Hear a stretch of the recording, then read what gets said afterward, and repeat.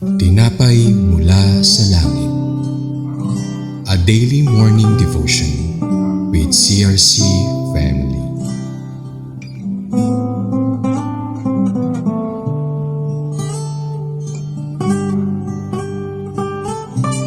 Isang mapagpalang umaga po sa ating lahat. Tayo po ay naritong muli upang makinig at magnilay ng salita ng ating Panginoon. Ako po si Anne-Marie Katapang mula sa CRC Batangas at samahan niyo po ako sa ating programang Tinapay mula sa Langit. Tayo po ay manalangin. Aming mapagmahal na Ama sa Langit, maraming salamat po sa pagkakataong ito na muli kaming magkatipon-tipon upang pag-aralan ang iyong salita. Dalangin namin na buksan mo ang aming isipan at puso upang maunawaan namin ang iyong mensahe. Hayaan mong ang bawat salitang aming maririnig ay magdala ng pagbabago sa aming mga buhay. Tulungan mo kami na hindi lamang maging tagapakinig ng iyong salita, kundi maging tagasunod nito. Ito po ang aming dalangin sa pangalan ni Jesus. Amen. Ang title po ng ating devotion sa araw na ito ay The Summary of Observation of the Times of Israel.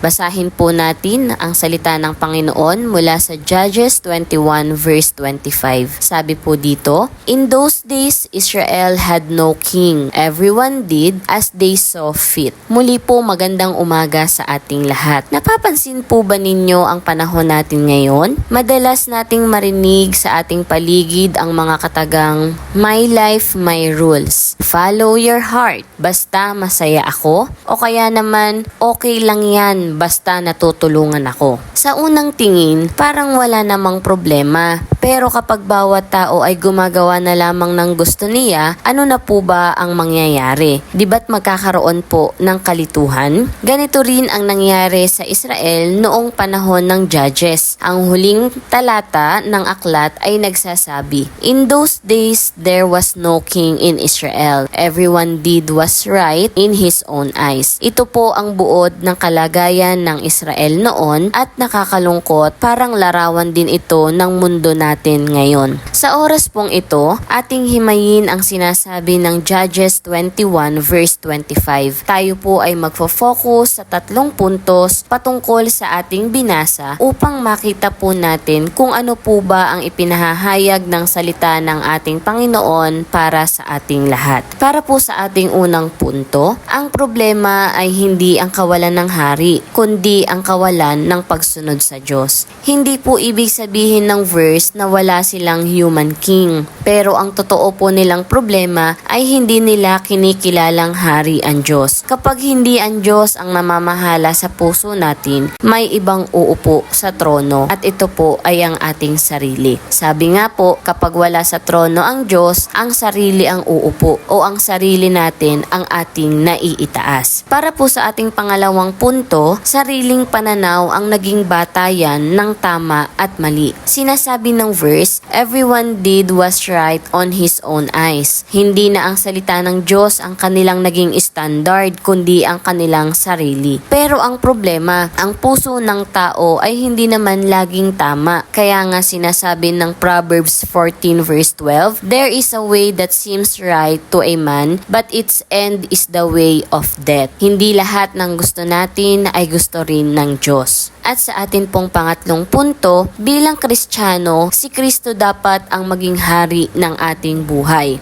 Hindi sapat na kilalang natin si Jesus. Kailangan siya rin ang nasusunod sa ating bawat desisyon. Tanungin natin, "Lord, ano po ba ang kalooban ninyo?" Hindi yung, "Ano po ba ang gusto mo?" o "Ano ba ang gusto ko?" Kapag ang Diyos ang hari ng ating puso, magkakaroon tayo ng tamang direksyon kahit mahirap ang ating dinaraanan. Para po sa ating conclusion, mga kapatid, ang Judges 21 verse 25 ay hindi lang kwento ng nakaraan. Isa itong paalala para sa atin ngayon. Sa mundong nagsasabi, "Do what makes you happy," ang tawag ng Diyos ay "Follow me." Sa mundong nagsasabing, "Ikaw ang masusunod," sinasabi ni Jesus, "Deny yourself, take up your cross, and follow me." Ang tanong po sa atin ngayon, sino ba talaga ang hari ng ating buhay? Ang sarili ba natin o si Kristo? Ngayong araw, tanungin natin ang ating sarili. Sino ba talaga ang hari ng puso ko? Ang desisyon ko ba ay base sa feelings o sa Word of God? Kapag mahirap sundin ng Diyos, sinusunod ko pa rin ba siya? May bahagi ba ng buhay ko na ako pa rin ang hari?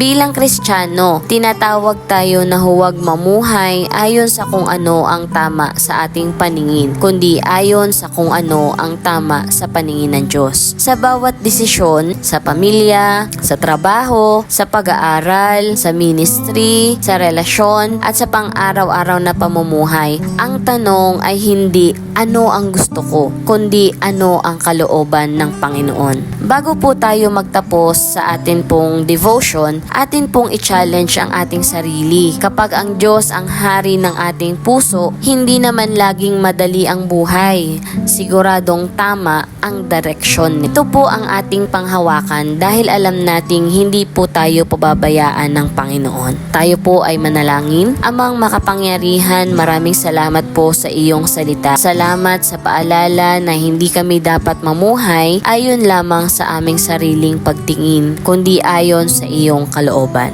Panginoon, patawarin mo kami sa mga pagkakataong mas pinili naming sundin ang aming sarili kaysa sumunod sa iyo. Turuan mo kaming kilalanin ka bilang tunay na hari ng aming buhay. Naway ang bawat desisyon namin ay magbigay ng kaluwalhatian sa iyo. Patuloy mo kaming gabayan, ingatan at palakasin sa aming paglakad kasama ka. Ito po ang aming dalangin sa pangalan ng makapangyarihang pangalan Jesus. Amen. Maraming salamat po sa inyong pakikinig. Maaari po nating i-share ang video na ito sa ating mga kakilala, kaibigan at pamilya upang kagaya po natin ay mapagpala din sila ng salita ng ating Panginoon. At muli po tayong magsama-sama bukas sa ating programang Tinapay Mula sa Langit.